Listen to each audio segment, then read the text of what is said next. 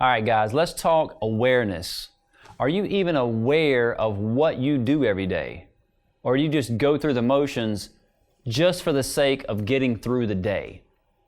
All right, food for thought. Think about the satellite companies, cable TV companies.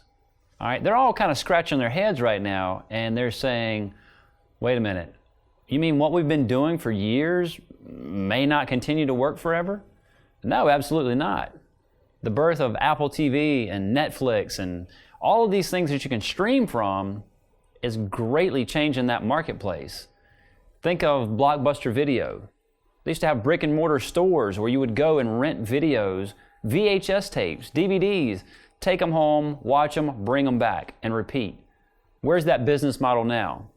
It is completely gone. Think of film versus digital. Where is film? What is film? Do you even know? So think about it. Raise your awareness in your business. Get together with your team. I don't care if you don't have a team. Get together with your family. Get together with a stranger if you need to. Talk about where your business is. Where do you want to go? Where do you want to be in 5 years? Where do you want to be in 10 years? Ask yourself these hard questions and sit down and write out a plan to get you there.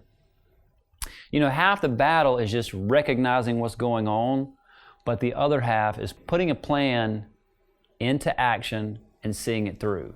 So don't become complacent. Take the blinders off. Take the time every day to physically look around your business. Where are you? Take the time to do it. Let's talk about being scared. Do you live a life where you stay scared all the time, wondering where my next job's coming from? If you've never been scared, then you are probably lying. But yeah, we're all scared in our own business. We work for ourselves. We have a business that is not like a hairdresser where, you're going to come back month after month and get your hair done. We see these people once a year, once in their lifetime. They may never come back.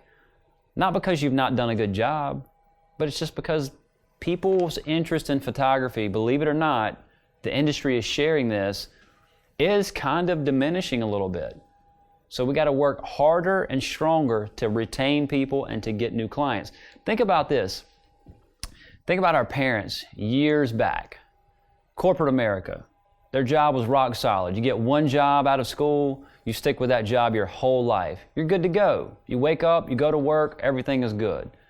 And then what happens? Corporate America starts getting greedy. Things start changing. They start outsourcing. Your dad's job just immediately falls to the wayside. That's exactly what can happen in our own business if we're not aware and we don't keep our eyes open to change. You've got to have backup plans, not just in your life, but in your business. And not only do you have to have a backup plan, you need to have a backup plan for your backup plan. So sit down and think about, what if this all crumbles today? Where would this leave me? We don't have insurance that helps us with that. Heaven forbid our house burns down. We have insurance that can replace a lot of that. What about your business? Your business fails tomorrow, you can't cash in on insurance. It doesn't work that way. So this is the year to grab the bull by the horns and make those changes. Make yourself aware of what's going on. What could happen if this falls apart tomorrow? Where would this leave me and my family? We don't take the time to ask ourselves these questions because we're too worried about just maintaining and getting through the day. Wake up, dig deeper, dig harder. Here's another big one for this year. Express your appreciation to people, to clients, to new jobs, to prospective clients. Let them know that you really appreciate their job. Prime example, I just went and photographed a volleyball league last night. I had to drive almost an hour away, each way, to photograph only 6 teams, both individually and as a group. That's not necessarily my ideal job, but I want to keep that door open. So when they email and they say, I'm sorry, I only have 6 teams, it may not be worth your time, I say, no, ma'am, don't look at it that way. I'm appreciative of any business that I get from you. You picked up the phone and you could have called anyone, but you chose to call me, and there's a reason for that. And by that, I had a good feeling, and when I got there to that job, I walk into this gym and I learn that there's 400 to 600 other volleyball players that play on a rec league there. And by me having that open conversation in the very beginning, it allowed me to say, listen, what about all these other kids? Do they have pictures made? She said, well, for the rec league, they've never done pictures. And I said, well, you know what? That's right up my alley. Maybe that's something that we can inquire about, and that can be a win-win for both of us. And she said, I've never had anyone approach me about doing it. So by me taking that job, maybe that opened up Pandora's box for a whole other opportunity. But I was very appreciative. I didn't get greedy and say, well, that job may only yield this amount of money. I don't want to go do it for that. I'd rather sit at home and make no money. No. Be adventurous. You know, one door opens another. Not everything works that way, but maybe you try some jobs that you don't feel like, I don't really know what could happen here. Fool me once, you know, shame on me type of thing. But you try it. You know, any money's better than no money. And what does that do for you? That broadens your horizon. It gets you out in front of qualified clients that may know other qualified clients. So don't get greedy. Don't get greedy. I see that happen so much in this world. Don't get greedy. Another one for maintaining your place, maintaining your space in the marketplace. When you go in and you audition for a new job, or you proclaim to someone about how great you are about what you do and how you run your business, do not do it at the cost of others that have done it before you. Don't badmouth the people that did the job before you. Don't badmouth the people that they've worked with before that maybe didn't do the best job. You know, you don't know what was going on in those people's lives. You don't know. So instead of making yourself sound really, really good at the expense of others, focus on making yourself sound positive and making yourself do it in a way that feels natural, so that when you lay your head down at night, you say, you know what? I went about this the right way. This life, I lived the right way. How do you want to leave your legacy?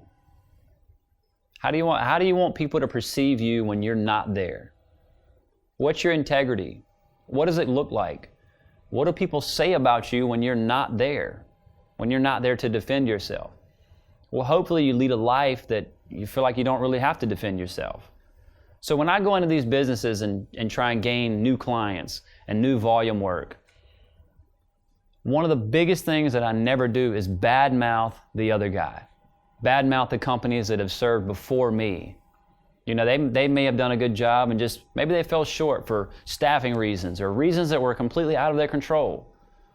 I don't want to make myself sound good at the expense of others. Focus on what you can do and not what they didn't do. You know, and tell that person that you're interviewing with, you know, listen, I don't want to talk about other people and make them sound bad and throw them under the bus, because I may have some shortfalls myself. But what's different with me is I'm going to try everything I can to get it right the first time. And if I don't get it right, then I promise you I'll do everything I can to make it right. Don't talk about the other people, because that's probably what they're going to do to you. But don't play that game. And keep your pricing consistent.